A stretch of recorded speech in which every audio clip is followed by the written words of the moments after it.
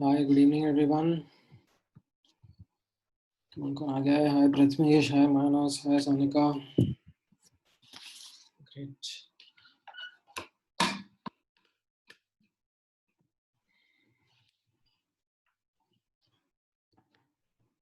Right.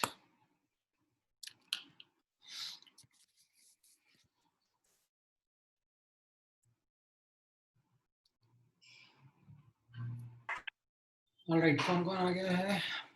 Almost 50% participants are here. ठीक है. Last class में हम लोगों ने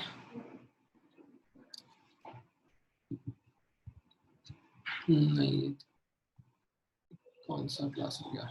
Sorry. हाँ, नोट्स का कॉन्सेप्ट देखा. ठीक है. गुड. ऑल राइट एवरीवन, कैसा रहा आप लोगों का वीकेंड? या वीकेंड जैसा कुछ बचा नहीं है अब?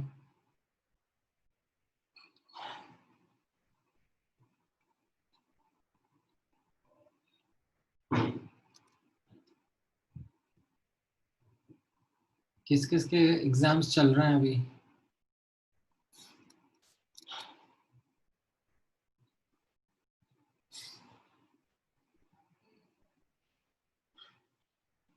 All right. अभी आने वाले हैं और भी लोगों के एग्जाम्स.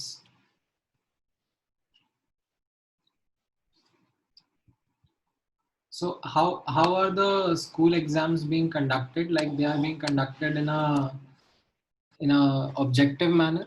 हाँ, मतलब of course online तो हो ही रहे हैं, school तो जाना नहीं पड़ रहा है. But okay, so you have to write in the Google Forms the answers.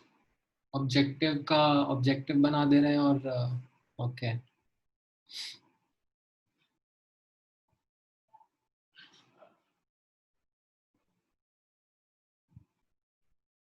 All right.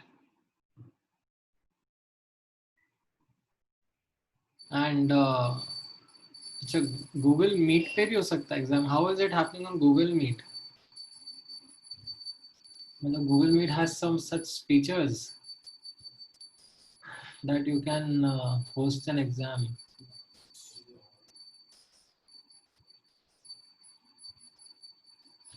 अच्छा, Microsoft Teams. Okay.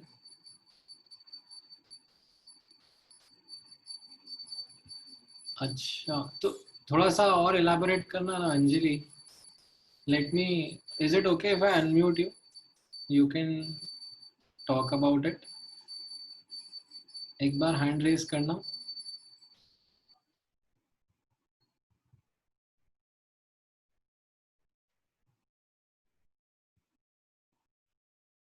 हाँ, बोलो अंजलि. अरे वापस unmute हो गई. Hello sir. हाँ. सो बेसिकली वो असाइन करते हैं कोई भी सब्जेक्ट का जो टेस्ट होता है, and then you have to like solve the questions in your notebook, scan those pages and then submit it, which is basically turning it in. और फिर वो वहां से करेक्ट करके वापस से रिटर्न करते हैं वो कॉपीज. अच्छा अच्छा, मतलब ठीक है. So like I thought there is some way of creating tests online only. So it's more like a repository that Google Meet creates. हाँ. ठीक है ठीक है. हाँ, मतलब अभी it is interesting to know different kinds of solutions are coming in. Microsoft Teams मैंने देखा नहीं है पर्सनली, कैसा है. ठीक है.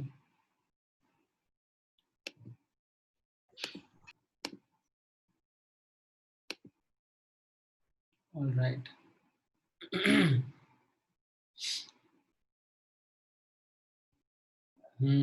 स्कैन करके ही चल रहा है अभी. ठीक है,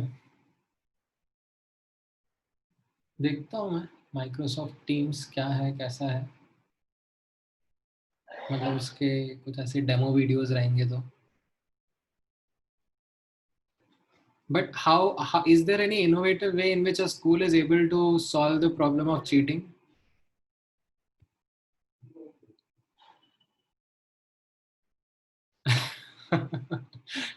क्या एकदम लाइन से नो नो आ रहा है?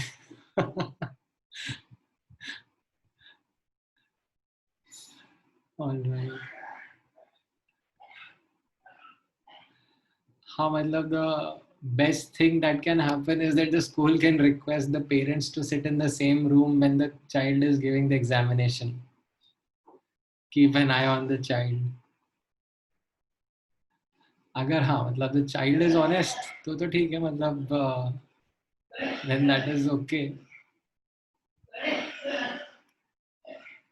हाँ मतलब so in fact अभी parents का भी school लग गया है. They also have to ensure.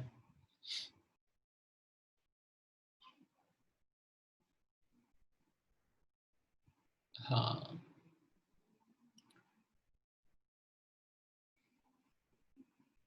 But ऐसे फिर ठीक है मतलब जिसको करनी है वो तो कर ही रहा होगा cheating. Doesn't stop students from finding out innovative ways to write answers. But why yeah, so is any school using any kind of software to check मतलब how much content ऐसे plagiarism के ये softwares आते हैं ना, like they can check how much percentage of answers are matching.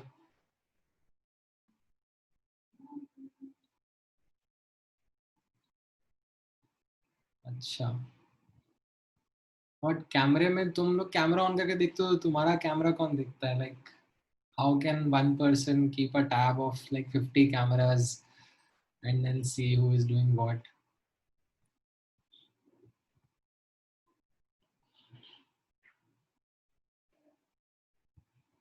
हाँ हर्ष बोलो what is that innovative idea?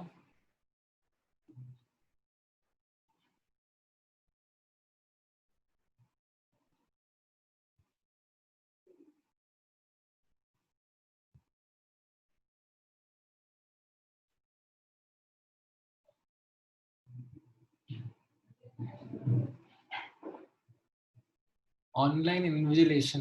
अच्छा तो मतलब वो कैमरा ऑन करके ऐसे like everyone will be looking at you.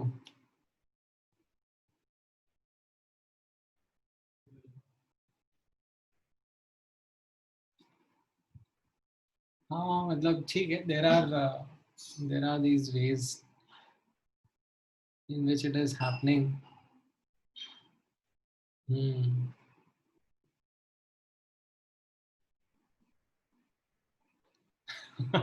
Like they can ask you to record yourself but then who is going to look back at all those recordings? Hmm. Yeah, everyone can put an excuse my webcam doesn't work or they will just put some oil over it saying sir hardware kharab ho gaya hai. all, all of these things come in. चलो अच्छा है मतलब it's an interesting puzzle that people are trying to solve.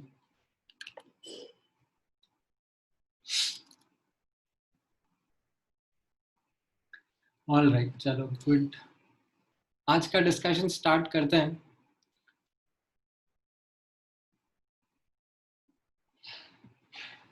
So let me quickly talk about the node wala part that we talked about yesterday. So starting, introductory part about the nodes was that these are surfaces. Like जैसा हमने discuss किया था, where the probability of finding an electron is zero, and these are something that are defined for an orbital only. ठीक है, not to be used in general but for a particular orbital only. And then for a given orbital मैंने बताया था that there are two types of nodes, radial and angular, and what is their count. ठीक है. Now before I go into further details, I also wanted you to have a diagrammatic understanding of these nodes also, and how these are. सो यहाँ पर notice करना that let's say 1s 2s and 3s orbitals है, ठीक है। इसमें by the formulas of number of radial and angular nodes you counted that there are no angular nodes and there are 0, 1 and 2 radial nodes respectively in 1s, 2s and 3s orbitals. Now if you look at their diagrams, how these nodes look to be, they are spherical surfaces, ठीक है। तो ये radial nodes को, जैसा मैंने last class में आपको बताया भी था, that they are also called as spherical nodes. So for example, if you look at the 2s orbital, ठीक है, look at this 2s orbital, यहाँ बीच में एकदम सेंटर में न्यूक्लियस होगा, ठीक है। देन न्यूक्लियस के around in some region there will be a high probability of finding electron and then there will be a spherical surface, ठीक है, 3-dimensional spherical surface which we call as node, जहाँ पर electron नहीं मिलेगा, ठीक है। And then उसके आगे भी there will be a region where electron is likely to be found, ठीक है। Collectively with in this boundary, ये जो फाइनल बाउंड्री होती है, ये कलेक्टिवली जो फाइनल बाउंड्री होती है, इसके अंदर 90% या उससे ज्यादा इलेक्ट्रॉन मिलने की प्रोबेबिलिटी होती है, ठीक है। विद इन दिस जो इसका ओवरऑल बाउंड्री ड्रॉ किया जाता है, ओवरऑल जो इसका कॉन्टूर ड्रॉ किया जाता है, ठीक है। इसके बाहर भी इलेक्ट्रॉन मिल सकता है, यहाँ पर भी इलेक्ट्रॉन मिल सकता है, यहाँ पर भी इलेक्ट्रॉन मिल सकता है, but with a very very less probability, ठीक है। नाउ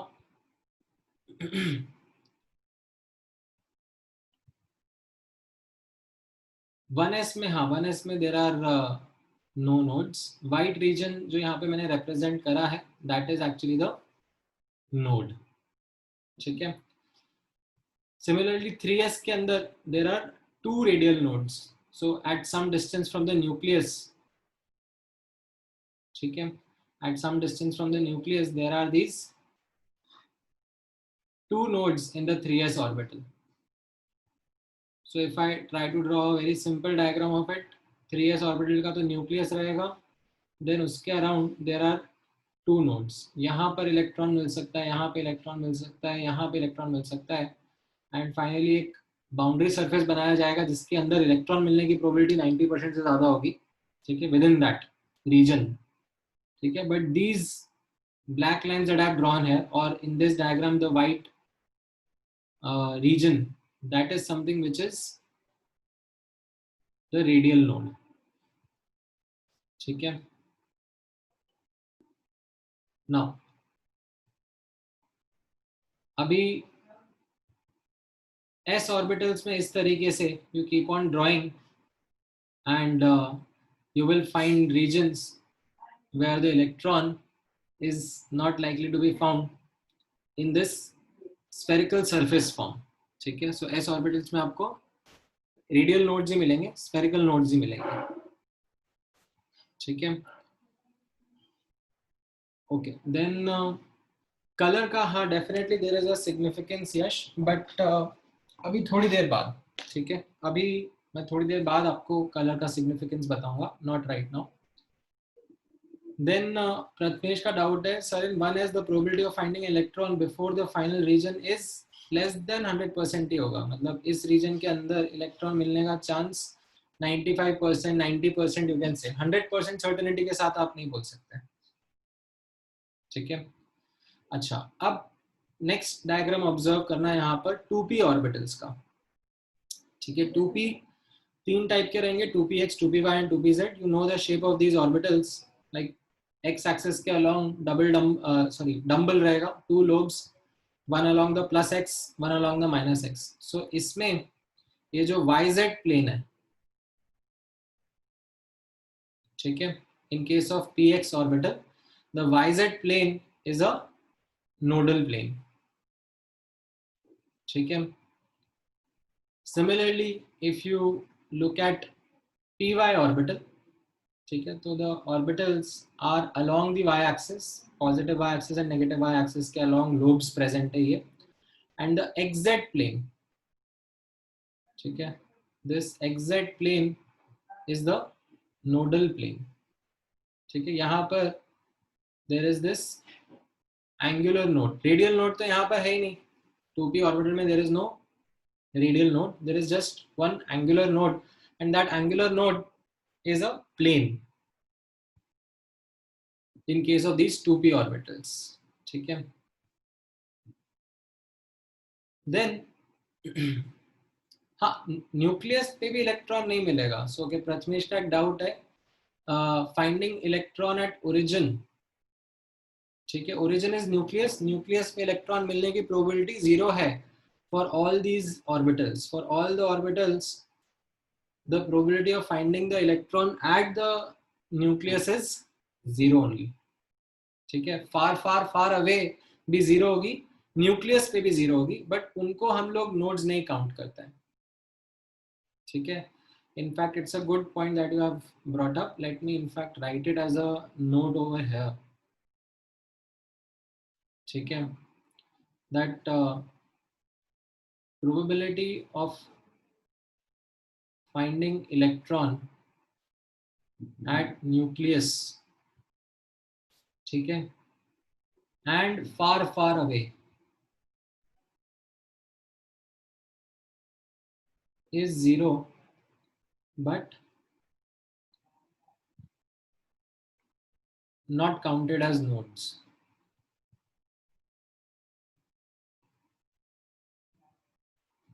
ठीक है। nodes are only these particular regions around the nucleus where the electrons are not likely to be found, ठीक है। now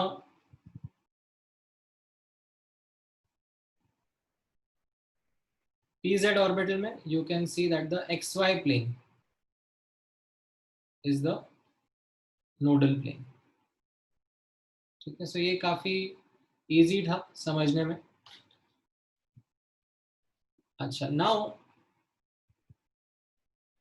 मैंने 2p से यहाँ पे डायरेक्टली 3d पे जंप करा है, ठीक है। तो चलो 3d पे मैं आपको विजुअलाइज कराऊंगा नोड्स क्या रहेंगे, but before that let me take one quick example of a 3p orbital, ठीक है। से 3pz orbital, आपके लिए क्वेश्चन है that how would the diagram of 3pz orbital look like and how would the nodes look like in the 3pz orbital, ठीक है। तो यहाँ पे 3pz orbital में आप रेडियल नोड्स का काउंटिंग करोगे, so radial nodes will come out to be how much, n minus l minus 1, 3 minus 1 minus 1, एक रेडियल नोड आ जाएगा, एंड एंगुलर नोड कितने रहेंगे, l, there will be one angular node, ठीक है। now angular node तो same pz orbital के लिए will be the xy plane only, ठीक है। सो यहाँ पर इफ आई डू थोड़ा सा, ठीक है, रफ सा ड्राइंग रहेगा, let this be the z axis, ठीक है। तो ये जो xy प्लेन है आपका, ठीक है, ये तो आपका नोडल प्लेन रहेगा ही सही फॉर अ pz ऑर्बिटल।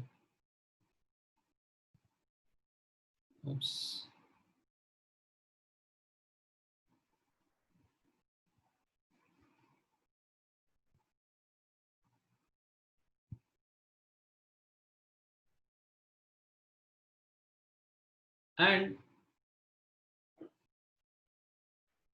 अब आप ऑब्जर्व करना, इसमें अब एक रेडियल नोड भी है, यानी कि न्यूक्लियस से, ठीक है, कुछ डिस्टेंस पर एक रेडियल नोड भी आने वाला है।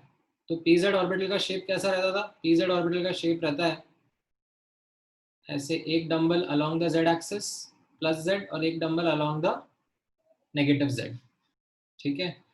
तो एंगुलर नोड तो क्या हो गया आपका, दिस xy प्लेन, ठीक है। अब एक रेडियल नोड भी रहेगा, तो रेडियल नोड की वजह से यहाँ पे नोटिस करना, so at some distance from the nucleus there will be this spherical region also. ठीक है, let me try to draw it. ठीक है, थोड़ा सा oops,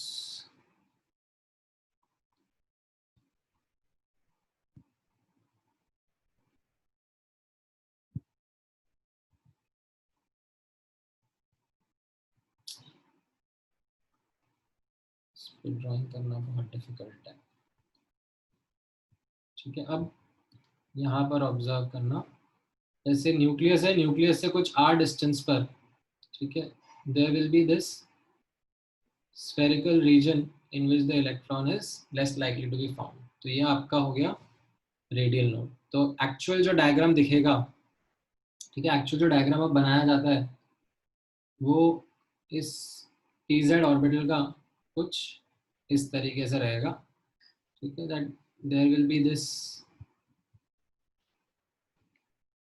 ठीक है, बहुत ही ऐसे क्रूड सा डायग्राम बना रहा हूँ मैं। ठीक है, there is this spherical surface, ठीक है, जिसपे इलेक्ट्रॉन मिलने की प्रोबेबिलिटी 0 होगी और उसके आसपास थोड़ी कम होगी, and then you will have the lobe split into two regions जहाँ पे electron likely to be found होगा।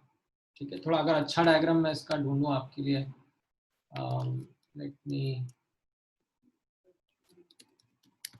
फाइंड आउट, थोड़ा सा अगर बेटर ड्रॉ किया हुआ डायग्राम मिल जाएगा।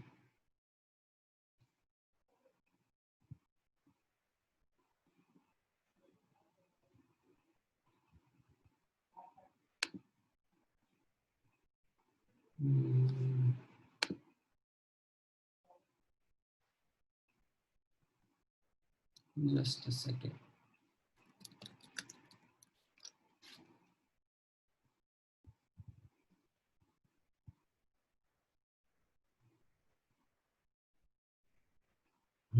ये वाला है।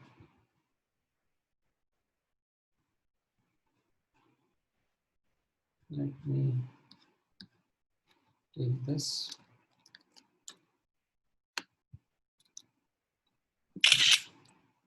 ठीक है, जैसे यहाँ पर आप नोटिस करोगे, सो 2pz में there was no radial node, ठीक है, बट 3pz में कैसा हो गया, एंगुलर नोड तो जो था वो है ही सही। ठीक है, एक रेडियल नोड भी आ गया है। ठीक है, तो वो रेडियल नोड कैसा दिख रहा है, so there is this, you can trace this that nucleus के अराउंड एक ऐसा स्फेरिकल रीजन है जिसमें इलेक्ट्रॉन मिलने का चांस 0 हो गया है। ठीक है, so this is your radial node. Radial node will be a spherical surface। ठीक है,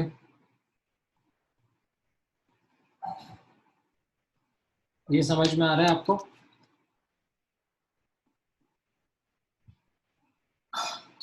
कलर पे मत फोकस करना अभी। ठीक है, कलर का एक सिग्निफिकेंस है जो मैं बाद में बताऊंगा आपको। Don't focus on the colour right now. ठीक है, हाँ, angular node will pass through the nucleus, right, वो है इसमें। ठीक है, हाँ, so the radial node is not like a ring. Ring gives you an incomplete picture. The radial node is like a spherical surface 3D में। ठीक है, entire spherical surface है। Let me see if I can find another good picture of 3pz orbital which can give you a full 3D perspective of how the orbital would be।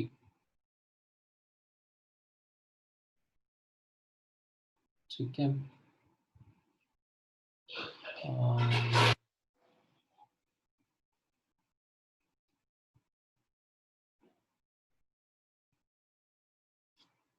बहुत सारे हैं actually. Let me find a decent one.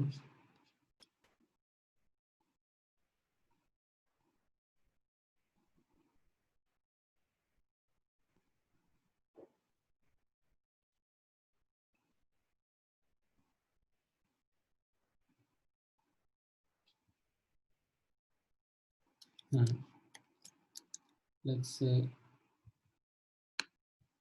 this particular one.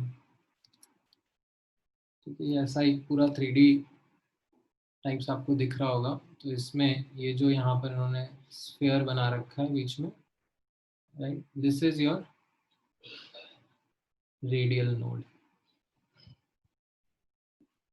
ठीक है.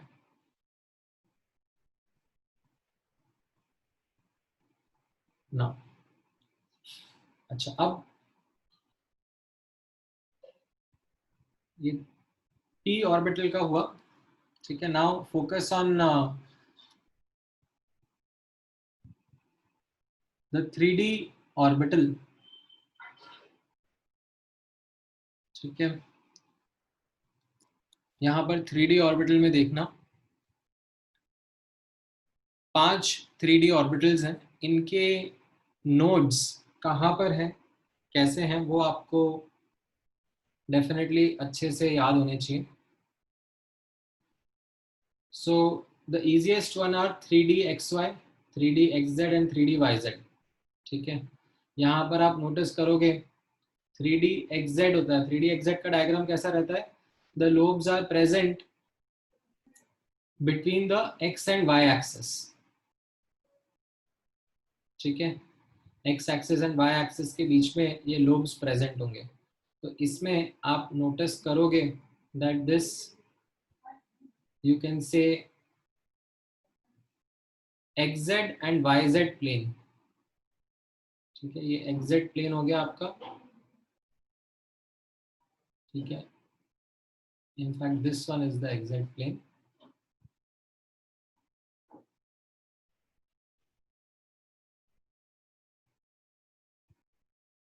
ठीक है. ये वाला जो है ये YZ प्लेन हो गया आपका. YZ plane and XZ plane, they are the nodal planes. There are two nodal planes. There is no angular node here. So there is no radial node here. Sorry, there are two angular nodes. One is the XZ plane and one is the YZ plane. अभी आप 3D XZ observe करोगे तो 3D XZ में notice करना जो orbitals रहेंगे वो X और Z एक्सिस के बीच में रहेंगे. ठीक है. ये ऊपर वाला Z एक्सिस है, लेफ्ट वाला X एक्सिस है. तो X और Z एक्सिस के बीच में ये लोब्स प्रेजेंट होंगे. तो यहाँ पर नोटिस करना नोडल प्लेन्स कौन से रहेंगे. एक तो XY प्लेन रहेगा. ठीक है. और एक YZ प्लेन रहेगा. ठीक है. सो एक YZ प्लेन हो गया और एक XY प्लेन हो गया. These will be your nodal planes in case of the 3D XZ orbital. ठीक है. यहाँ पर भी इजी है. 3D YZ में आप ऑब्जर्व करो. 3D YZ में ऑर्बिटल्स कहाँ प्रेजेंट होंगे? YZ ऑर्बिटल, YZ एक्सिस के बीच में. ठीक है. नाउ YZ एक्सिस के बीच में ये ऑर्बिटल्स प्रेजेंट है. तो यहाँ पर आप नोटिस करोगे अगेन दो नोडल प्लेन्स रहेंगे. एक तो आपका XY प्लेन है. ठीक है. एंड दूसरा आपका XZ प्लेन है. ठीक है. These two planes are your nodal planes. ठीक है. Now 3D x square minus Y square observe करना. 3D x square minus Y square में, ठीक है, let me try to also draw a simplified diagram along with this. ठीक है. ये 3D में है. 3D x square Y square में कैसा, x square minus Y square में कैसा रहता है? The lobes are along the axis. ठीक है. If you remember the diagram of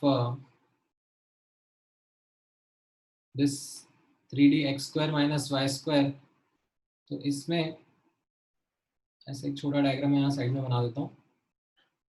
कैसा रहता है, ये x एक्सेस हो गया, ये y एक्सेस हो गया, ठीक है, and there are these 4 lobes which are along the axis, ठीक है, x के along एंड y के along, ठीक है। ये इसका 3D रिप्रेजेंटेशन है, मैंने 2D में ड्रॉ किया हुआ है। तो यहाँ पे आप नोटिस करना दैट दिस प्लेन, ठीक है, that is cutting through these lobes, as in not actually cutting through these lobes, it is passing through the nucleus but symmetrically dividing these lobes,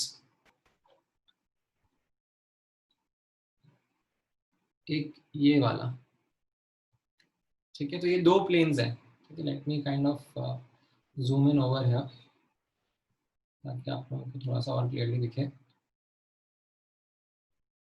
ठीक है। So as you can C,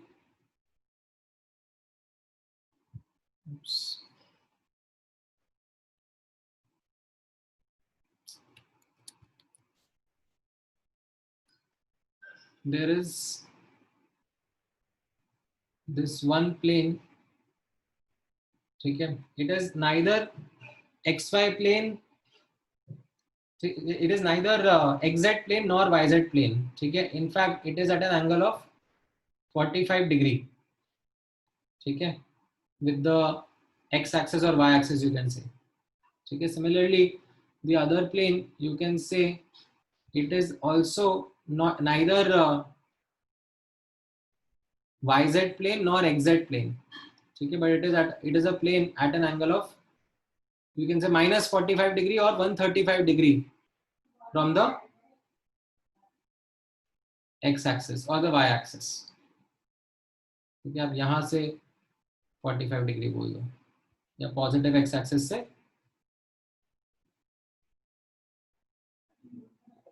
135 degree, ठीक है। ये समझ में आया। So these are the 2 nodal planes in case of 3D x square minus Y square, ठीक है। अच्छा, then in case of 3D z square, ये थोड़ा सा स्पेशल है, ठीक है।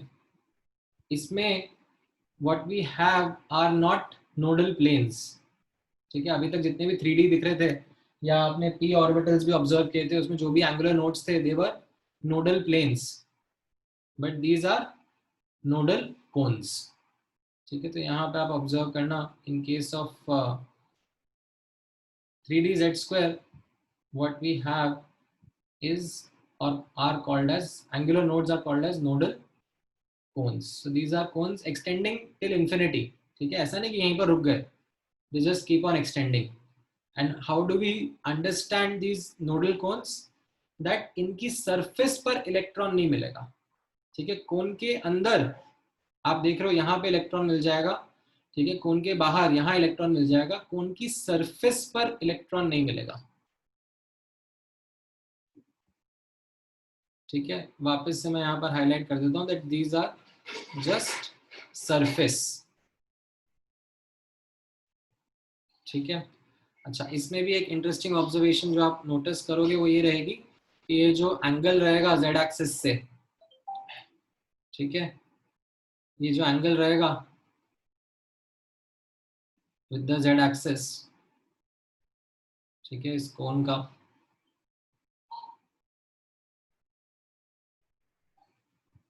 ठीक है, ये थीटा क्या रहेगा, तो ये आपको याद रखना रहेगा cos इनवर्स 1/√3, ठीक है। अच्छा एंगल नहीं है, it is not a pleasant angle like 30 degree 60 degree, ठीक है। दिस इज cos इनवर्स 1/√3, ठीक है। जैसे हाँ, प्लेन्स एक्सटेंड कर रहे थे इंफिनिटी तक, ठीक है, एंड उसी तरीके से नोडल कोन्स भी एक्सटेंड करेंगे इंफिनिटी तक, ठीक है। अच्छा, स्मिता का एक डाउट है, sir if these extends to infinity would these interfere with the orbitals, with the other orbitals? The answer is no, ठीक है, इट्स अ वैलिड क्वेश्चन.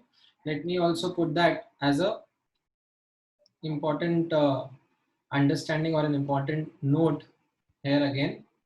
एक ऑर्बिटल के नोड्स दूसरे ऑर्बिटल से कोई लेना देना नहीं होता है.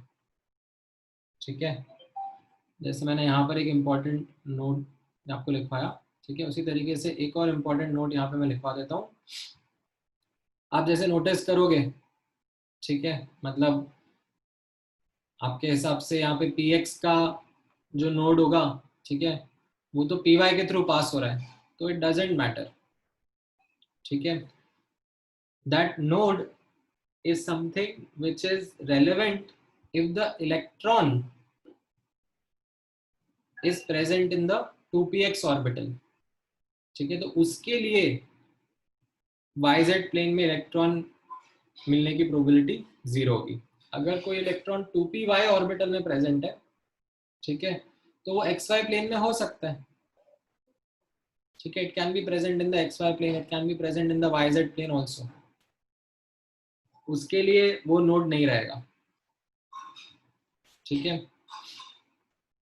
सो यहाँ पर I'll put that as a statement also here, that nodes of one orbital have no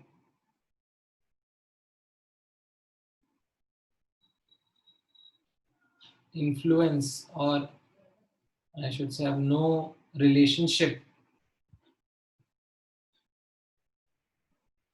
with other orbitals.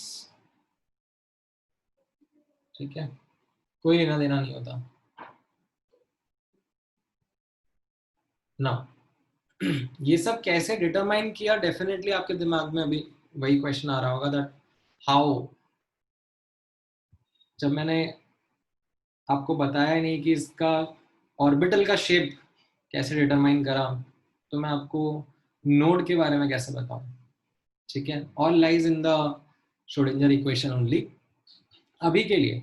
ठीक है, for right now it is important that you remember the shapes of orbitals. ये मैंने आपको 3-4 class पहले ही बताया था. अब मैं आपको एक और चीज जो बता रहा हूँ याद रखने के लिए, is these nodes that are around these orbitals. ठीक है, अच्छा, for example let me take one more question in the following way. Determine the n and l of the following orbital.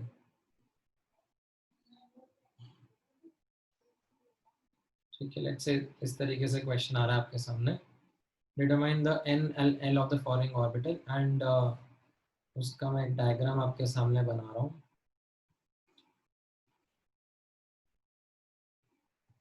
ठीक है, यहाँ पर आप ऑब्जर्व करो.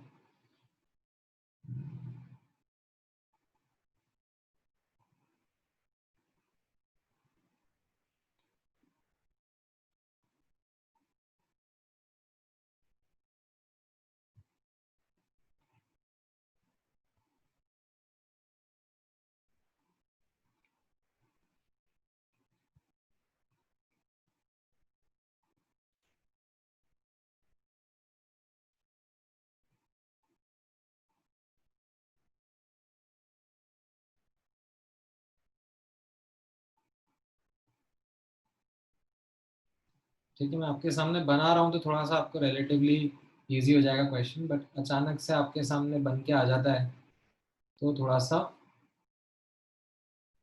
डिफिकल्ट हो जाता है. ठीक है, से ये एक्स एंड वाई एक्सिस है. बताओ,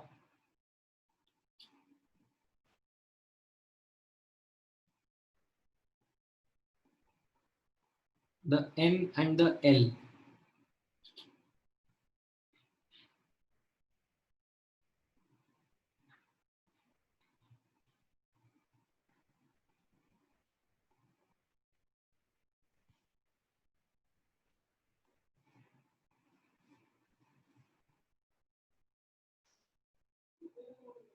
नहीं शिवांक आपका सही नहीं है, यश आपका हाँ सही है, प्रत्याशा आपका भी एन तो सही है, एल भी हाँ सही है, नहीं हर्ष हाँ, आर्यन का सही है, रावी का भी सही है, स्मिता का भी सही है।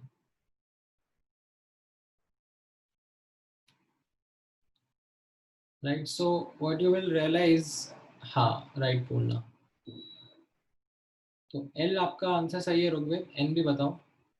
नहीं सुमित, सो दिस इज समथिंग जैसा आपने आइडेंटिफाई करा होगा, ठीक है, तो शेप से आपने आइडेंटिफाई कर लिया that this will be a D X Y orbital, ठीक है, एक्स वाई एक्सेस के बीच में प्रेजेंट है, तो ये डी एक्स वाई ऑर्बिटल है, तो इसका मतलब एल तो टू हो गया, ठीक है। अब आप दूसरा चीज जो यहाँ पे ऑब्जर्व कर रहे हो is the presence of radial node, ठीक है, यहाँ पर मैंने ऐसे इजीली दिखाया नहीं बट आप नोटिस करोगे तो this is actually the radial node, ठीक है।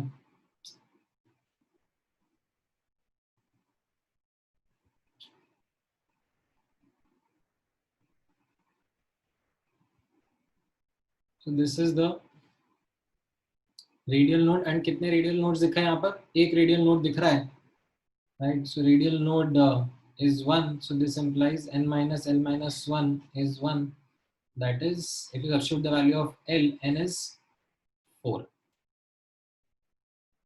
ठीक है, so this makes you realize that this is a 4d xy orbital, ठीक है, not 3d xy, ठीक है। अगर मैंने यही के यही लोब्स x एक्सिस और y एक्सिस के अलोंग बनाए हुए होते तो you could have commented that 4d x square minus y square orbital है, ठीक है, if I would have made the lobes along the x axis and along the y axis,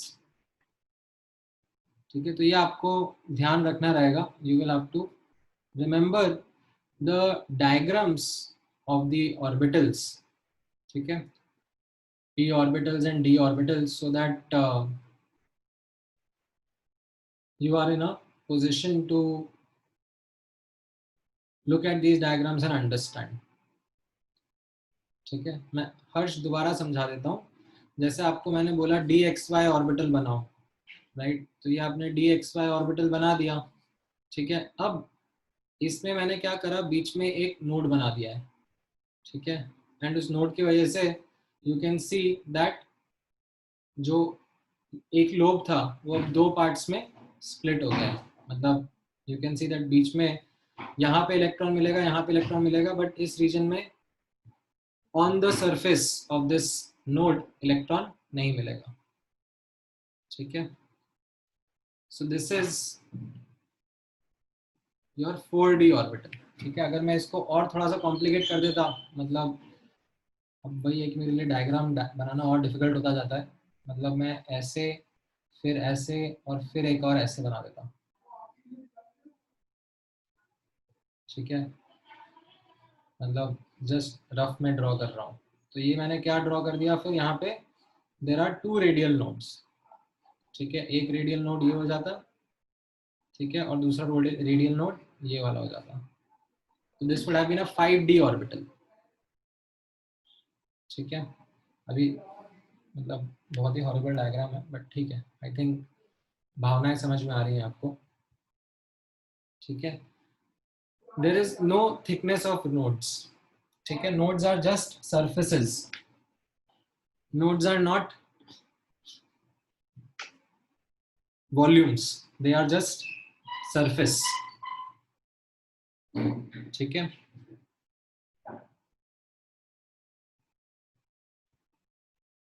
अच्छा, now I think we can move on to the next bit, ठीक है।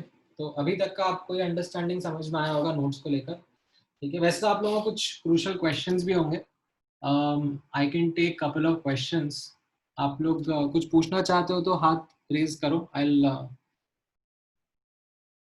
एक साथ बहुत सारे क्वेश्चन आए थे बीच में but I was not able to cope up, हाँ बोलो यश।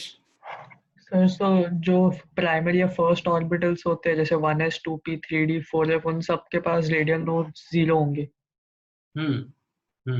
राइट। हाँ बोलो सुमित। सर आप बोलते हो कि मतलब वो 90% लाइक मोर देन 90% प्रोबेबिलिटी है इसका इलेक्ट्रॉन्स का मिलना, तो मतलब बाकी के इलेक्ट्रॉन्स कहाँ पर रहते हैं, मतलब ऑर्बिटल्स के नहीं बाहर रहते हैं? नहीं नहीं नहीं नहीं। फॉर ओके लेट मी री एक्सप्लेन द कॉन्सेप्ट। ठीक है ध्यान से सुनना यहाँ पर। सो लेट्स टॉक अबाउट, अभी हाइड्रोजन एटम के बारे में बात हो रही है। ठीक है ये सब जो मैं ऑर्बिटल्स के शेप दिखा रहा हूँ, ठीक है ये हाइड्रोजन एटम के लिए दिखा रहा हूँ। ठीक है अब हाइड्रोजन एटम में एक इलेक्ट्रॉन है ना। ठीक है ग्राउंड स्टेट में वो इलेक्ट्रॉन इस रीजन में प्रेजेंट होगा विच इज 1s ऑर्बिटल। ठीक है सो इस रीजन के अंदर इलेक्ट्रॉन मिलने की प्रोबेबिलिटी, ठीक है इनसाइड दिस, ठीक है नॉट ऑन द सरफेस, ठीक है इनसाइड दिस रीजन इलेक्ट्रॉन मिलने की प्रोबेबिलिटी इज मोर देन 90%। अच्छा अब आपने इसी हाइड्रोजन एटम को एक्साइट कर दिया। ठीक है एक्साइट करने के बाद में मान लो ये इलेक्ट्रॉन अब कोई दूसरे ऑर्बिटल में जा सकता है। ठीक है say it can go in a 2p orbital, say it can go in a 2p z orbital. So 2p z orbital के करस्पॉन्डिंग जो इलेक्ट्रॉन की इक्वेशन रहेगी, जो इलेक्ट्रॉन की प्रॉपर्टीज रहेंगी, ठीक है उससे हमें पता पड़ता है that electron is likely to be found in this region. ठीक है जो मैंने अभी जस्ट ड्रॉ करा है विद अ हाई प्रोबेबिलिटी। ठीक है if you excite the electron to some higher orbital, ठीक है then corresponding to that orbital, ठीक है corresponding to that orbital where electron is likely to be found, that is what we get as understanding from these diagrams. ठीक है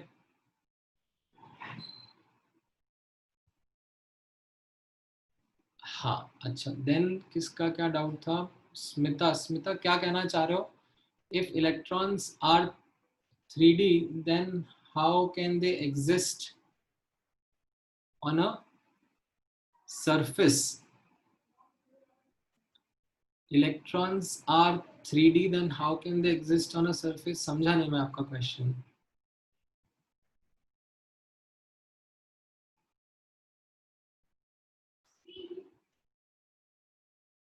सी होता क्या है, अच्छा मे बी यू आर ये जो ओके थोड़ा सा आप होल्ड करो अपने डाउट को, या फिर ओके तो इनफैक्ट जो लास्ट क्लास में आपने वीडियो देखा होगा ना, ठीक है उसमें इस चीज के बारे में बात करी जाती है, मतलब होता कैसा है। ठीक है so for example let's say you have a 3pz का ऑर्बिटल। ठीक है 3pz ऑर्बिटल है एंड इस 3pz ऑर्बिटल के करस्पॉन्डिंग जो डायग्राम है वो हम लोगों ने देखा, वो कुछ इस तरीके से आया। ठीक है तो ये आया कैसे डायग्राम? ठीक है तो ये आया कैसे, जब इसकी इक्वेशन को सॉल्व किया गया। ठीक है and that equation when mathematically solve, ठीक है assume some analysis is done, that analysis then randomly gives a location where the electron would be। ठीक है तो वो लोकेशन से यहां पर आ गया। ठीक है अ पर्टिकुलर लोकेशन। ठीक है now when this is done again, मतलब when this equation is solved again, ठीक है एक ही सोल्यूशन नहीं होता है, there are many possible solution that can come out because of solving this equation. तो ये पॉइंट पर भी इलेक्ट्रॉन मिलने का मिला, मतलब ये भी एज अ सोल्यूशन आने लगा, ये पॉइंट भी आने लगा, ये पॉइंट भी आने लगा, इस तरीके से, ठीक है, ये पॉइंट्स आने लगे, ठीक है। एंड इन पॉइंट्स को जब हम प्लॉट करते हैं, ठीक है, तो they give shapes of these orbitals. Now what was found out as an interesting observation was that ये एक स्फेरिकल सरफेस पर पॉइंट कभी भी नहीं आ रहा है, ठीक है। इनफैक्ट यहाँ पे भी आ सकता है point with a very less chance, ठीक है, यहाँ पे भी आ सकता है, यहाँ पे भी आ सकता है, ठीक है, बट इस स्फेरिकल सरफेस पर इलेक्ट्रॉन का लोकेशन नहीं आ रहा है, ठीक है। That is how this shape of orbital is arrived at, ठीक है। May be that helps you understand better as an answer to your question. समझ में आया सुधा?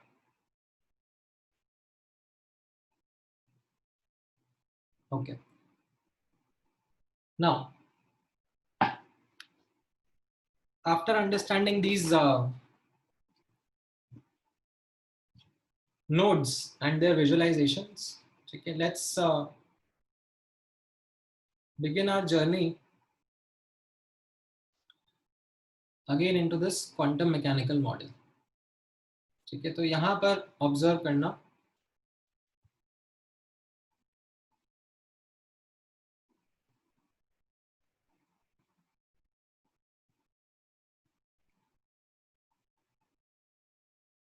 with some more additional details, trying to understand this. So after Bohr's model of atom, after de Broglie's hypothesis, after Heisenberg's uncertainty principle, okay, we understood that if we have to describe an electron around the nucleus, okay, we have to take into account the dual nature of matter. Okay, we have to take into account the particle nature as well as wave nature. Now what this quantum mechanical model does is it focuses more on this wave nature to understand greater details about the electron. Okay, and in this what we do is we start with this thought process that consider electron to be a three-dimensional standing or stationary wave.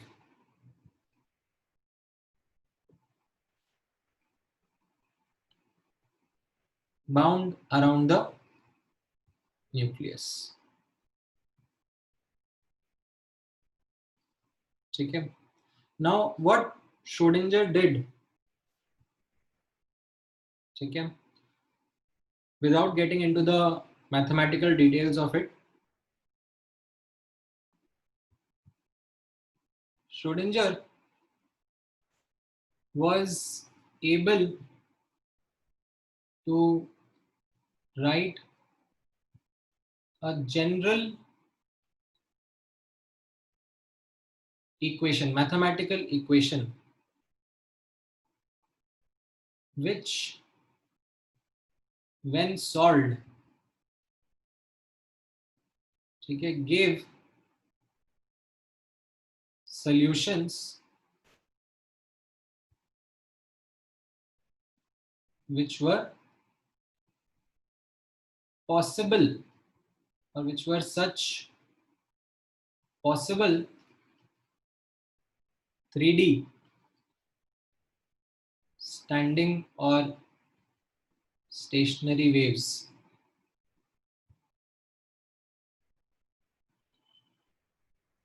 bound around the nucleus.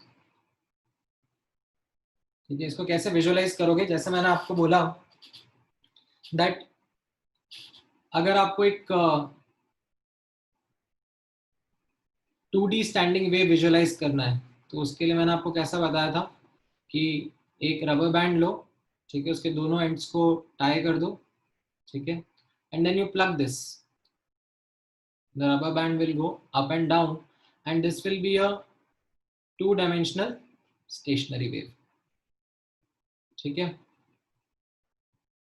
Now electron is a 3-dimensional stationary wave and उसको visualise करने के लिए, ठीक है,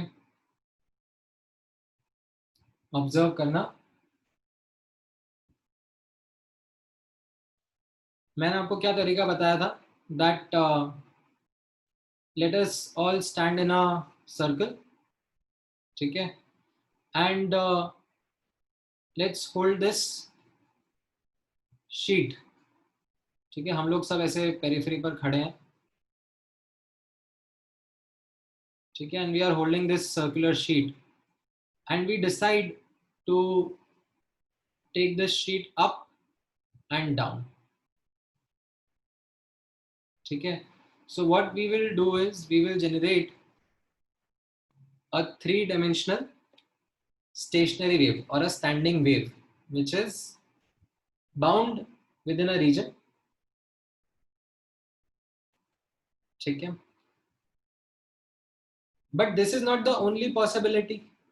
There can be many other ways also in which I can do this. For example, I decide that let's do this in this manner, ठीक है, दो parts में टीम्स को डिवाइड करते हैं, ठीक है, एंड लेट्स से लेफ्ट तरफ वाले, ठीक है, लेफ्ट तरफ वाले डिसाइड करेंगे कि शीट को नीचे लेके जाना है and at the same time right वाले डिसाइड करेंगे कि शीट को ऊपर लेके जाना है, ठीक है. तो ये कैसा हो गया, ये भी एक different 3-dimensional stationary wave generate हो गया, ठीक है. और भी पॉसिबिलिटीज है, the possibilities are endless. Let's say we decided चलो 2 में नहीं 4 में स्प्लिट करते हैं, ठीक है, 4 टीम्स बनाते हैं एंड उसमें फिर हम ऐसे ऑल्टरनेटिंग फैशन में अप डाउन करेंगे, ठीक है, and that will generate another possible 3-dimensional wave, ठीक है. In fact, to give you an animation of it, just hold on for 1 second. Let me take the help of Wikipedia.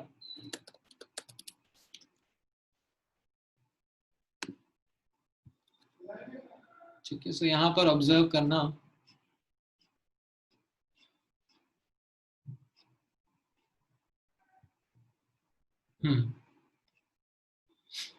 जैसे focus on this one, ठीक है, कैसा, नीचे ऊपर, ठीक है, एक साथ सब ऐसे पेरिफेरी पर है and everyone decided to take the sheet down और up. This is one possibility, ठीक है. और look at this one, 2 teams में डिवाइड कर दिया, आगे वालों ने डिसाइड करा ऊपर करेंगे और सामने वालों ने डिसाइड करा नीचे करेंगे and then they do this periodic motion. तो ये एक और तरीके का 3-dimensional स्टेशनरी वेव जनरेट हो गया, ठीक है. और भी पॉसिबिलिटीज है, लेट्स से दिस वन, ठीक है. तो इसमें आमने सामने वालों ने डिसाइड करा एक साथ ऊपर एक साथ नीचे जाएंगे और दूसरे साइड वाले आमने सामने ने डिसाइड करा हम भी ऊपर नीचे जाएंगे, बट जब लेफ्ट वाला हमारा ऊपर जाएगा तो हम नीचे जाएंगे, ठीक है. So these are 3-dimensional stationary waves and there are endless such possibilities. Now if you notice, ठीक है, अभी इनफैक्ट इफ यू नोटिस इसका शेप जो होगा, मतलब इसका जो कॉन्टूर्स ड्रॉ करूंगा मैं, ठीक है, जो इसका एम्पलीट्यूड रहेगा, ठीक है, आप एम्पलीट्यूड ऑब्जर्व कर रहे हो, उसका मैं कॉन्टूर्स ड्रॉ करूंगा, तो it gives you a spherical shape. ठीक है, अगर इस वाले का मैं कॉन्टूर ड्रॉ करूंगा, ठीक है, तो आपको कैसा दिखेगा, एक लोब बाहर की तरफ, एक लोब अंदर की तरफ। ठीक है, पी ऑर्बिटल को देने वाला शेप होगा। ठीक है, अगर आप ये वाला ऑब्जर्व करोगे तो इसमें क्या होगा, डबल डंबल के शेप आ रहे होंगे,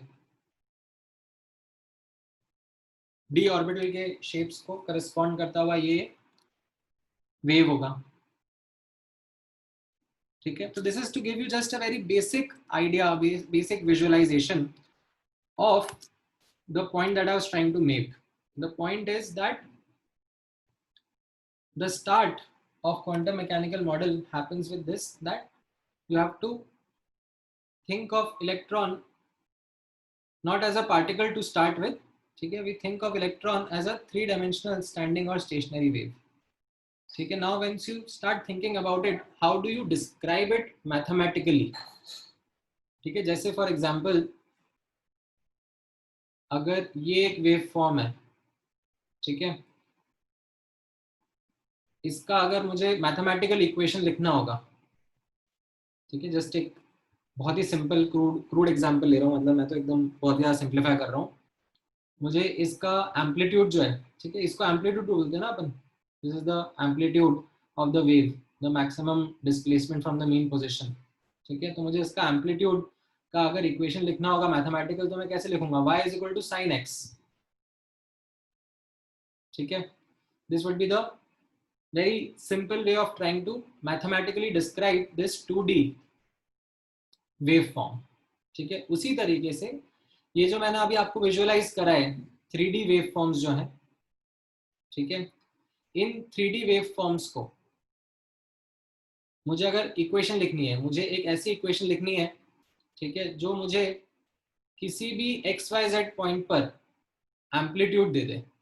ठीक है, न्यूक्लियस तो मेरा ओरिजिन पर है, ठीक है, nucleus is at the origin, and किसी भी थ्री डायमेंशनल पॉइंट पर x, y, z पर मुझे इसका एम्पलीट्यूड दे दे। ठीक है, एम्पलीट्यूड के लिए मैंने एक सिंबल यूज करा है, ऐसे त्रिशूल, इसको हम लोग PSI कहते हैं, साई। ठीक है, so there would be some equation that should be able to give me the amplitude of a point corresponding to that particular wave।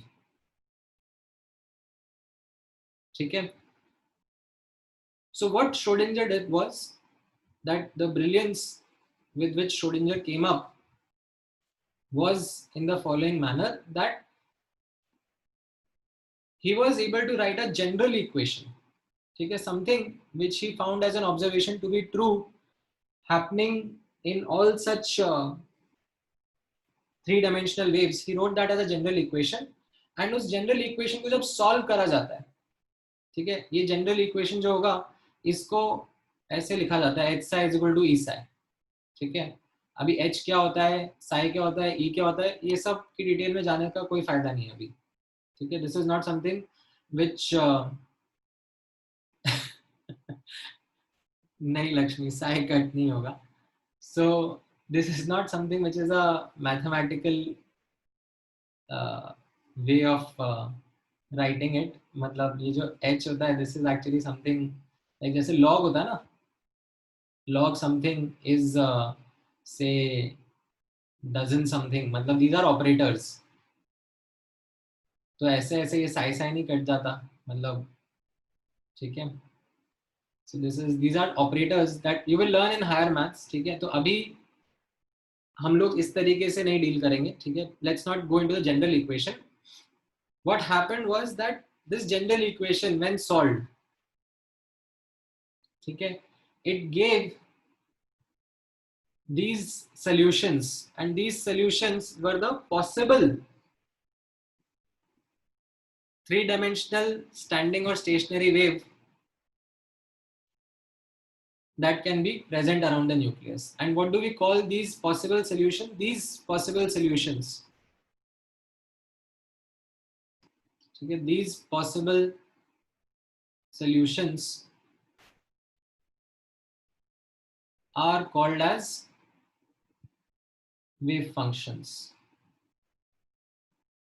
ठीक है, और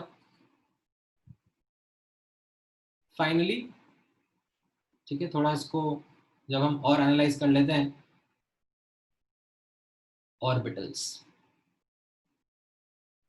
ठीक है, now in fact what happens is, चलो मैं यहाँ पे ऑर्बिटल्स नहीं लिखता हूँ, मैं सिर्फ इतना लिखता हूँ that these possible solutions are called as wave functions. ठीक है, and these wave functions are represented using the symbol psi. These wave functions are represented using the symbol psi. ठीक है, एंड कार्टेशियन कोऑर्डिनेट सिस्टम में लिखेंगे तो ये x, y और z के टर्म्स में लिखने में आएंगे. ठीक है, क्या होते हैं ये, इनकी details not necessary to go into. ठीक है, नाउ श्रोडिंगर ने ये कर लिया. ठीक है, श्रोडिंगर ने अपना काम करा, इतना काम करा श्रोडिंगर ने कि उसने बोला कि आपको इलेक्ट्रॉन को एज अ 3 डायमेंशनल स्टैंडिंग या स्टेशनरी वेव बताना है, and how to describe it then mathematically. That is where Schrodinger's equation came in, that if you solve the equation, then you can get the possible 3-dimensional standing waves that are bound around the nucleus. ठीक है, and these wave functions, ठीक है, these wave functions, they contain all the information associated with that particular waveform. ठीक है, these wave function contain key, or you can say crucial information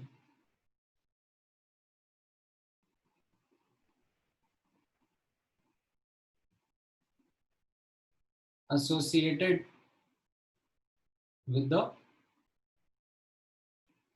solution that we had. ठीक है, and one of the crucial piece of information was the energy. ठीक है, that what would be the energy associated. Now इतना काम Schrodinger ने कर दिया. ठीक है, then what happened some years later, ठीक है, in parallel another great scientist called Max Born,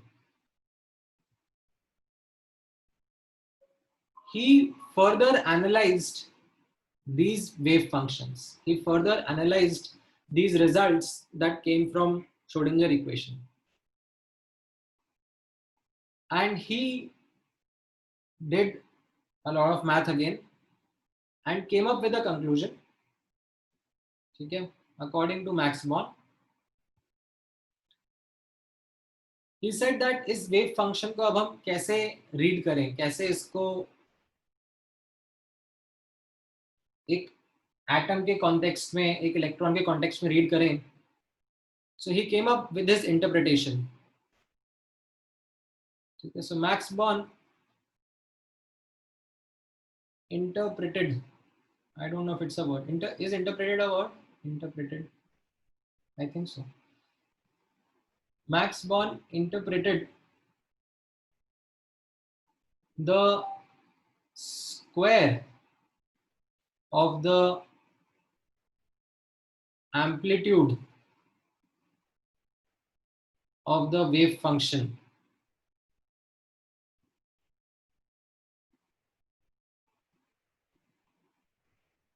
to be directly proportional to the probability of finding electron. ठीक है, so he did his own maths जिसके लिए he also received Nobel Prize. So what he said was कि ठीक है, मतलब Schrodinger ने बोला कि हमें वेव नेचर को समझना है इलेक्ट्रॉन की, तो हम लोग वेव नेचर को कैसे समझेंगे, हम लोग 3 डायमेंशनल स्टेशनरी वेव की तरह समझेंगे, एंड ये रही इक्वेशंस व्हिच डिस्क्राइब देम. ठीक है, these are the mathematical equations that describe them. ठीक है, जो यहाँ पे मैंने आपको दिखाया दैट यू नो ये possible 3 dimensional stationary wave around the nucleus हैं, तो इनको मैथमेटिकली श्रोडिंगर ने डिस्क्राइब कर दिया. ठीक है, अब इनको हम लोग रीड कैसे करें, व्हाट डज इट मीन? तो can you see that different points have different amplitude. ठीक है, जैसे यहाँ पर जो ओरिजिन का पॉइंट है, ठीक है, इफ यू नोटिस केयरफुली, जो ओरिजिन का पॉइंट है वो मूव नहीं कर रहा है. ठीक है, उसका एम्पलीट्यूड इनफैक्ट 0 है. ठीक है, जो थोड़े उसके दूर दूर पॉइंट्स हैं उनका एम्पलीट्यूड तो समझ में आता है ना सबको. एम्पलीट्यूड इज द एवरेज और मीन डिस्प्लेसमेंट, और sorry maximum displacement from the mean position. तो वो डिफरेंट पॉइंट्स का डिफरेंट है. So what max born suggested was that, अब उसके पीछे मैथ्स लगी. ठीक है, ऐसे हवा में नहीं सजेस्ट करा, he did his own set of maths. He interpreted that the ये जो एम्पलीट्यूड का स्क्वायर है, ठीक है, उसका मॉड. ठीक है, मॉड क्यों लेते हैं? क्योंकि एम्पलीट्यूड का square can also come as a complex number. ठीक है, sorry, in fact amplitude can be imaginary also. तो आप इतना डिटेल में मत जाओ, चलो forget what I said, just write down इस तरीके से, स्क्वायर ऑफ द एम्पलीट्यूड. ठीक है, square of the amplitude is directly proportional. ठीक है, this is psi. ठीक है, is the amplitude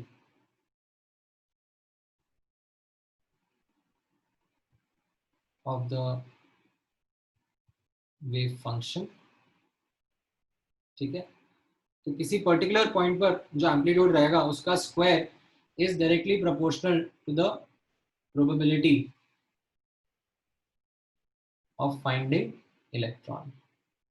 ठीक है, he in fact did a lot of math behind it and he called this psi square, ठीक है, एम्पलीट्यूड का स्क्वायर, as probability density. ठीक है, that is probability upon volume. ठीक है, probability of finding electron in a region divided by the volume of the region. ठीक है, that is what this psi square was called as probability density. ठीक है, and then फिर इसके ऊपर analysis हुआ. ठीक है, एंड एनालिसिस होने के बाद में प्रोबेबिलिटी निकल के आई, एंड उस प्रोबेबिलिटी से what we have are these shapes of different orbitals.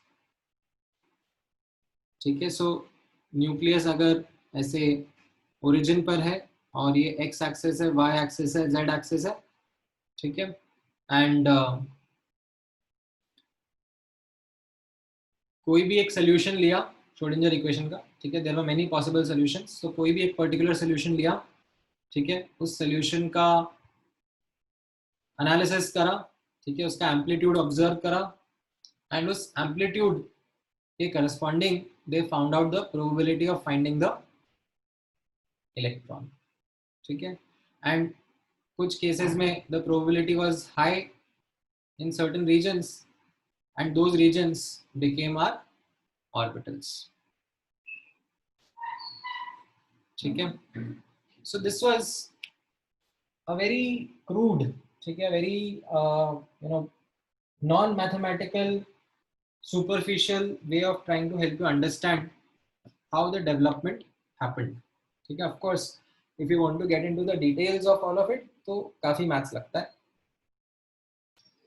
Now अब ऑब्जर्व करना, एज पार्ट ऑफ एडवांस्ड का सिलेबस, ठीक है, मेंस का सिलेबस में, ठीक है, यहाँ तक ठीक है कि आपको एक थोड़ा इंट्रोडक्शन भी पता पड़ा दैट किस तरीके से things progressed, that Schrodinger was able to describe mathematically how these electron waves would be, and then Max Born provided his interpretation, ठीक है, that the square of the amplitude of the wave function is directly proportional to the probability of finding electron, which led to the visualization of these regions where electron is likely to be found, that we call as orbitals.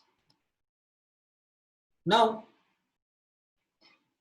as part of advanced का syllabus, ठीक है, आप लोगों से अब थोड़ा सा और एक्सपेक्टेशन रहता है इसका, which is that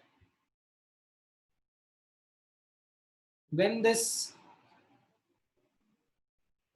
wave equation Cartesian coordinate system में अगर लिखा जाता है,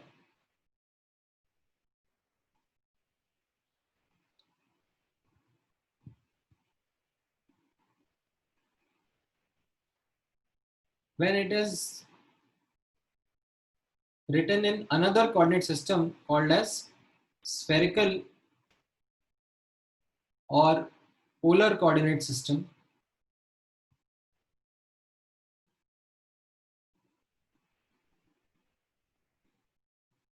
what is spherical and polar coordinate system, ये मैं आपको बताता हूँ, ठीक है, it is something which is written in terms of r, theta and phi. Then there are certain additional results, or there are certain additional observations that can be made regarding these wave functions, ठीक है, तो वो अब हम लोग हमारे syllabus का थोड़ा सा पार्ट है, that if you have these wave functions written in form of you in front of you in the spherical coordinate system, then can you interpret some more results associated with these wave functions, ठीक है, तो एक बार वापस से quick recap,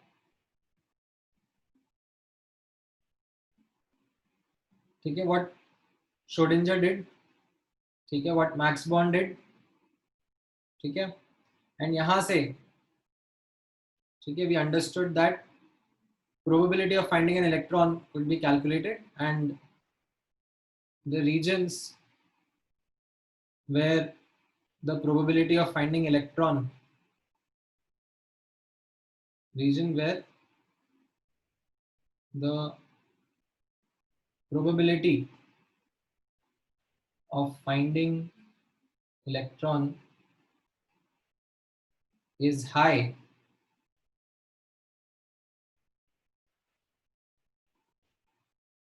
is called an orbital, ठीक है, so this Schrodinger equation ये जो solution है, ठीक है, thus what we actually many times say is that these orbitals, ठीक है, that I have been talking about, these orbitals are solutions of Schrodinger equation, ठीक है, there are many possible solutions, and that is the reason we see many possible orbitals, any possible regions, ठीक है, these orbitals, or I should now use the term more often, wave functions, ठीक है, these wave functions, they are the solution of Schrodinger's equation, ठीक है. Now जैसा मैंने आपको बताया that as part of our now advanced syllabus, when these wave functions they are written in this spherical coordinate system, तो हमें उस पर थोड़ा सा और एनालिसिस करना होता है, थोड़ा सा और डिटेल्स समझने होते हैं, तो वो हम लोग बिगिन करेंगे. And in order to begin that, what we need to do is first understand what is this spherical coordinate system. ठीक है, so let me put the heading spherical और पोलर कोऑर्डिनेट सिस्टम. ये आगे भी आपको बहुत जगह काम आएगा फिजिक्स में. ठीक है, आप लोग 3 कोऑर्डिनेट सिस्टम्स को बहुत डिटेल में आगे भी जाके एक्सप्लोर करोगे. एक तो कार्टेशियन कोऑर्डिनेट सिस्टम होगा, एक स्फेरिकल कोऑर्डिनेट सिस्टम होगा और एक सिलेंड्रिकल कोऑर्डिनेट सिस्टम होगा. ठीक है, the objective of all these coordinate system is same, that is to describe the 3D world around you. ठीक है, जैसे for example Cartesian coordinate system होता है. कार्टेशियन कोऑर्डिनेट सिस्टम क्या रहता है? Cartesian coordinate system is made up of these 3 axes x, y and z. And what does Cartesian coordinate system do? It describes the 3D world around you. ठीक है, आप origin पर बैठे हो and आपको कोई पर्टिकुलर लोकेशन को pin point करना है, तो what you do is you specify x value, y value and z value, and then you can pinpoint that exact point or that exact location in 3-dimensional space which you want to talk about. ठीक है, कैसे work करता है ये? जैसे for example आपको x का value दे दिया जाएगा. ठीक है, तो अगर आपको x का वैल्यू दे दिया जाएगा, then out of the entire 3-dimensional world you will narrow onto a plane corresponding to that value of x. ठीक है, 3D से आप 2D में आ जाओगे. ठीक है, ये पॉइंट अब इस प्लेन में, ठीक है, it is a plane parallel to the yz plane corresponding to that particular value of x. ठीक है, उस पर्टिकुलर वैल्यू ऑफ x के करस्पॉन्डिंग एक yz प्लेन के पैरेलल एक प्लेन पे आप कहीं पे भी आपका पॉइंट हो सकता है. ठीक है, अगर मैंने आपको x का वैल्यू दे दिया तो. ठीक है, देन मैंने आपको y का वैल्यू दे दूंगा. ठीक है, if I give you y का value, then you can further narrow down that अब इस प्लेन में corresponding to this value of y, the point can be anywhere on this line parallel to the z axis. ठीक है, because all points on this line correspond to the given x and the given y value, right? तो 3D world से आप पहले एक plane पे narrow down करें when given x, and then from a plane you narrow down onto a line given y. ठीक है, इस लाइन पे कहीं पे भी हो सकता है आपका point. and then if I give you the value of z, ठीक है, then on that line you will narrow down onto the particular dot. ठीक है, that this is the point that was being spoken about. ठीक है, so this is how the Cartesian coordinate system works in helping you understand the 3-dimensional space around you. ठीक है, उसी तरीके से spherical coordinate system भी design किया गया है to help understand the 3D space around you. Now instead of x, y and z we use here r, theta and phi. ठीक है, r is defined as the distance of point. ठीक है, जो भी point हमें locate करना है, तो distance of point from origin. ठीक है, सो यहां पर आप ऑब्जर्व करना, अगर आपको r का वैल्यू मिल जाएगा, ठीक है,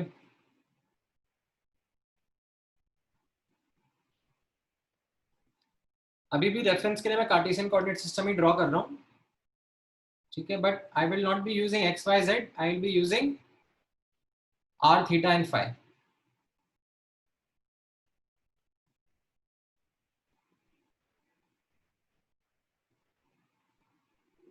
ठीक है, सो लेट्स से आपको r का वैल्यू मिल गया. So now out of the entire 3-dimensional world, you will narrow down onto the surface of a sphere at a distance r from the nucleus.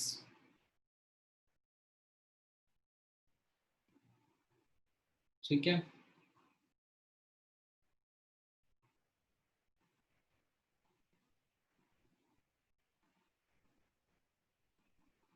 at a distance r, all the points on this sphere का surface. ठीक है, surface है ये sphere का surface. इस sphere के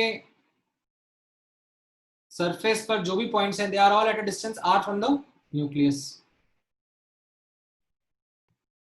ठीक है, so you narrowed down onto the surface of a sphere from 3-dimensional world. Then I'll give you the value of theta. Theta क्या होगा? Theta will be the angle between z axis and line connecting the point with origin.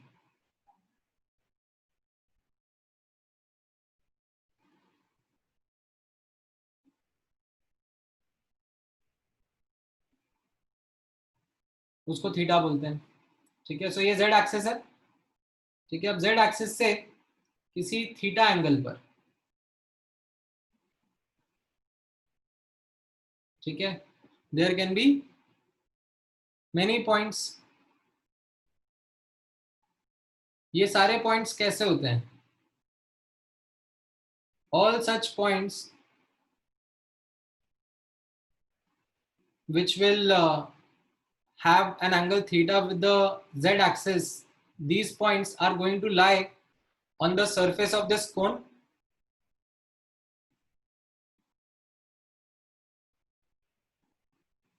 ठीक है, ये angle मान लो theta है. ठीक है, so all points which are on the surface of the cone.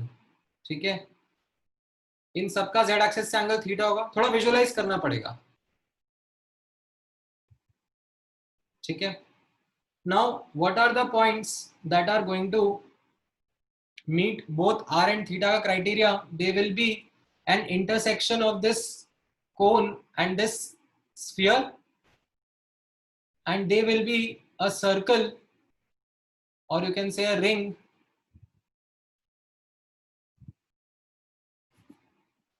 on this sphere. ठीक है, सो आपको मैंने r दे दिया और थीटा दे दिया. तो what you have done is you have narrowed down from the 3D world on this circle. ठीक है, इस सर्कल पर जितने भी पॉइंट्स हैं, they are at an angle of r from the center, from the origin, and they subtend an angle of theta with the z axis. ठीक है, when connected to origin. अब आपको मैं फाई भी दे दूंगा. ठीक है, फाई क्या होगा? Phi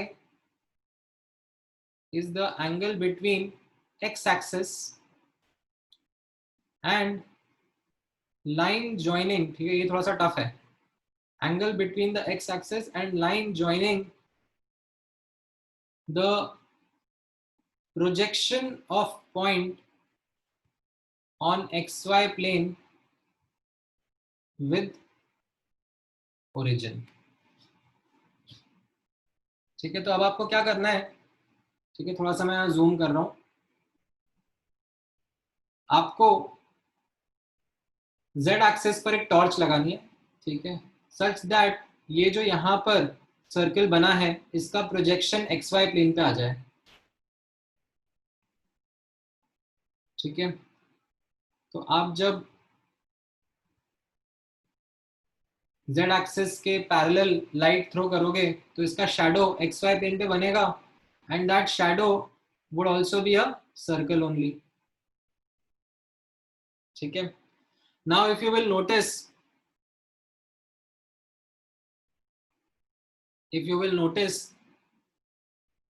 all these blue dots are the projection of the black circle or the ring that was there, and each point on this blue circle has a different angle with the x axis. यहाँ पर जो point present है इसका angle with x axis कितना है? 0 degree. यहाँ पर जो पॉइंट प्रेजेंट है, ठीक है, यहाँ पर नोटिस करना, ये जो पॉइंट प्रेजेंट है इसका एक्स एक्सिस एंगल कितना है? 90 डिग्री.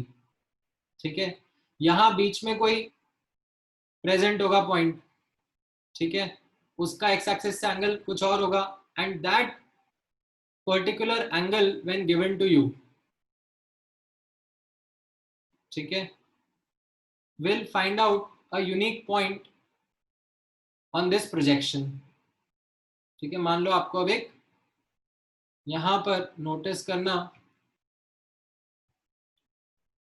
ठीक है, मैं थोड़ा सा और जूम करके दिखा रहा हूं. यहाँ पर मान लो आपको ये एक्स एक्सिस है, ठीक है, एंड इस एक्स एक्सिस से आपको बता दिया that you know phi angle पर, ठीक है, कुछ ये ऐसा फाई एंगल है, इस फाई एंगल पर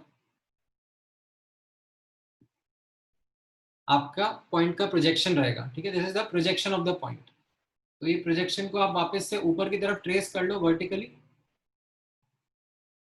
ठीक है, and then you will finally land up at the point that we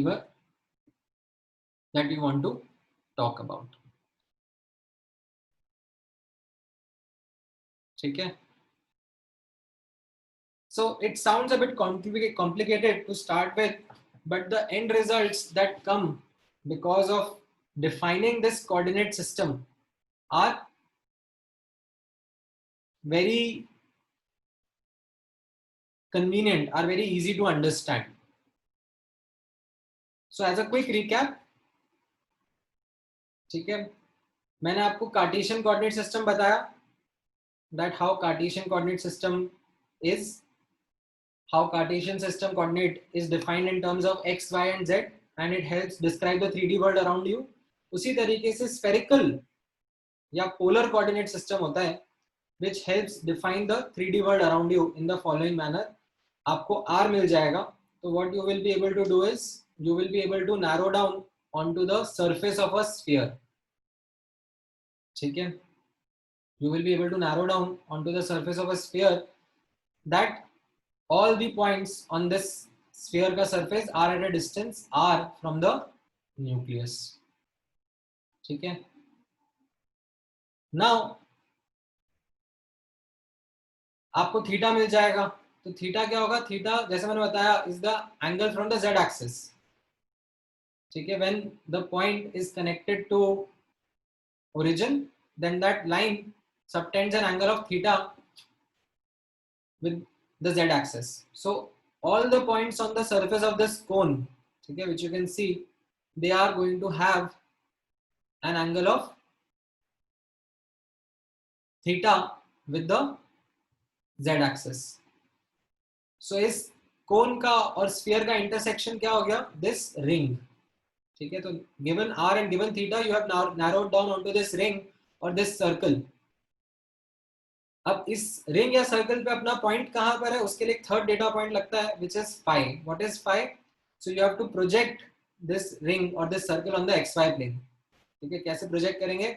मतलब ऊपर से ऐसे शैडो आ गई एक तरीके से, आप मान लो xy प्लेन के ऊपर ये रिंग प्रोजेक्ट हो गई, एंड इसके डिफरेंट पॉइंट्स का x एक्सिस से, ठीक है, x एक्सिस है अपना, x एक्सिस से डिफरेंट एंगल है. तो आपको मैं बता दूं कि क्या एंगल बना रहा है अपना पॉइंट का प्रोजेक्शन, फाई. ठीक है, जो मैंने फाई का डेफिनेशन लिखवाया, ठीक है, phi is the angle between x axis and line joining the projection of point on xy plane with the origin. ठीक है, तो इससे आपको जो प्रोजेक्शन है उसका लोकेशन मिल जाएगा विद फाई.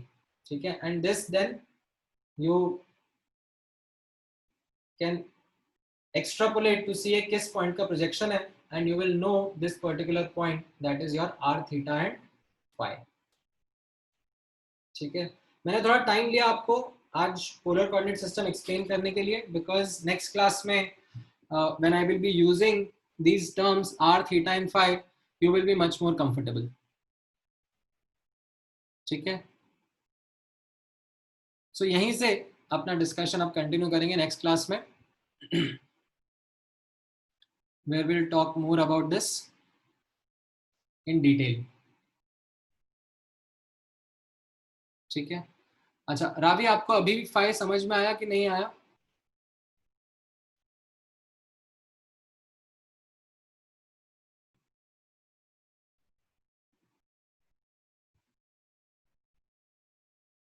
ओके ठीक है, ओके। यश का डाउट है, what is the difference between wave function and orbital? Wave function तो मैथमेटिकल इक्वेशन है, ठीक है, that is describing the electron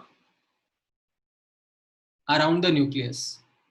Now when that equation is interpreted according to the interpretation given by Bohr, तो हमें probability मिलती है of finding the electron around the nucleus. And when that is analyzed, it forms actually a particular region around the nucleus in which electron is likely to be found, and that region is what we call as orbital. समझ में आया यश?